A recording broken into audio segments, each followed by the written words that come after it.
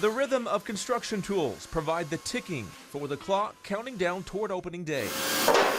Well, this new place, Cantina Laredo, promises to be one of the fanciest five-star restaurants ever to serve a dish in town. It's a top national franchise, and I think Springfield's going to love it. It's a modern Mexican cuisine. We do everything from scratch, our tortillas. Jeff Anderson will manage this new restaurant just across the freeway from Cox Health.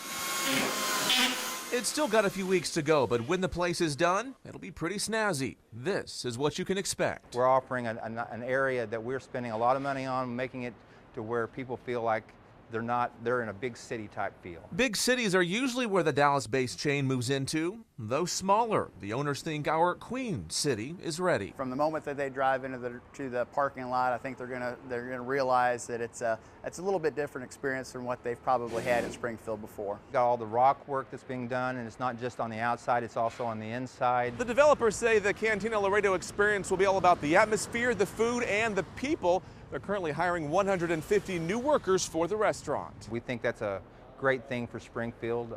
There's a lot of need for employment. 150 workers may sound like a lot for just one eating place. It's a big restaurant, and we've got a huge patio area, so it means a lot of servers, a lot of cooks. Owner Steve Heil says they'll need that big of a staff to serve the crowds they're hoping for once the place opens its doors in September. The word's out.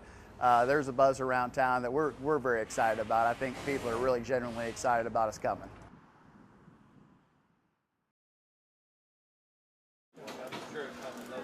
Things can get pretty hectic around here. It is difficult at times.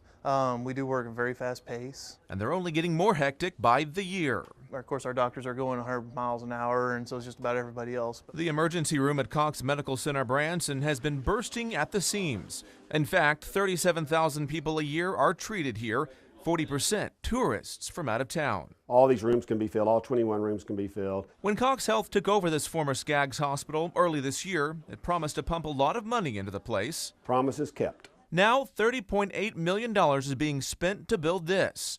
It's a new, much bigger, more modern emergency department. It's a brilliant construction. We are going to have smart rooms in our emergency department, which means that we're going to be able to do more things, basically through the electronic age. The hospital is pretty much landlocked right now, so what they're having to do is tear down this older brick portion to build the new emergency room.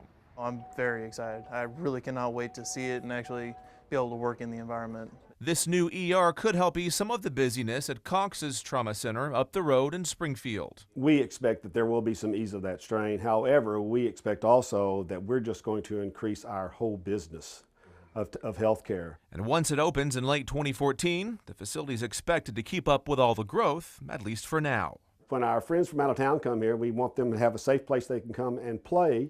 However, we also want them to have a place that they can come to and feel safe if they need us here at this emergency room.